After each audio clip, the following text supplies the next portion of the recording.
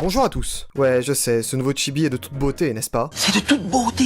J'en suis plutôt content aussi. Il a été créé par Saltyberry. Allez voir son Twitter, elle fait un taf incroyable. Cliquez votre Petit garnement. Tout d'abord, j'espère que votre confinement se passe bien, que vous restez tous chez vous et que vous respectez les consignes de l'État. Pour ma part, je m'amuse pas mal à créer du nouveau contenu, comme ce petit clip que j'ai partagé sur mes réseaux. En voilà un petit extrait. Je vous invite à me suivre sur Facebook, Twitter, Insta, histoire qu'on se marre tous ensemble pendant cette période compliquée. Et surtout, rappelez-vous, Vous êtes priés de rester chez vous pendant le confinement.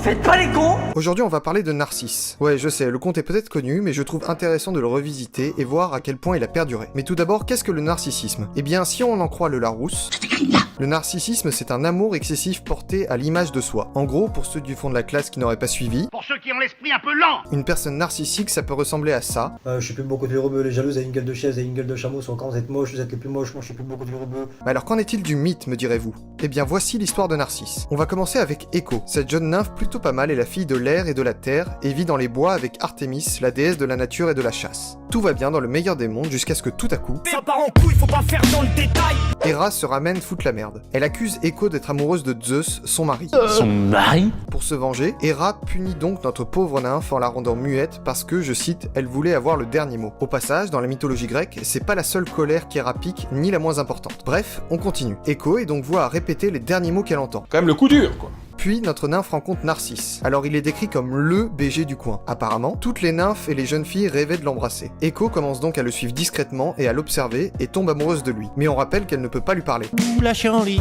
Un jour donc, elle essaie de se faire remarquer auprès de Narcisse. Celui-ci, qui recherche ses amis, commence à appeler à l'aide. En toute logique, la nymphe répond « Ici, ici !» et nos deux tourtereaux se rencontrent enfin.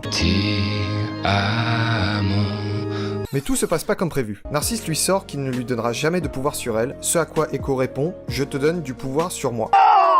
C'est trop beau. Qu'est-ce qui se passe après? Mais Narcisse la lâche en pleine forêt et se taille. Je suis un bel enfoiré. n'est-ce pas La nymphe s'enfuit donc dans la forêt et se réfugie dans une grotte où elle cache sa honte et son désespoir. Heureusement, la déesse Némésis vient à sa rescousse et décide de la venger. Maintenant ça va chier. Un jour que Narcisse se promène comme d'hab dans la forêt, il est soudain pris d'une soif terrible. Némésis le guide alors jusqu'à une fontaine. Narcisse se penche donc pour prendre une gorgée d'eau et, apercevant son reflet, il en tombe amoureux. À la boulette. Captivé par son visage, il n'arrive pas à s'en éloigner et souffre tellement de ne pas pouvoir le toucher qu'il appelle la mort pour se libérer de cet amour impossible. Peu à peu, notre beau Queutard va se transformer. Ses pieds vont devenir des racines, son corps devient une tige, et finalement, Narcisse se transforme en une jolie fleur. Me prendront pour une belle jonquille.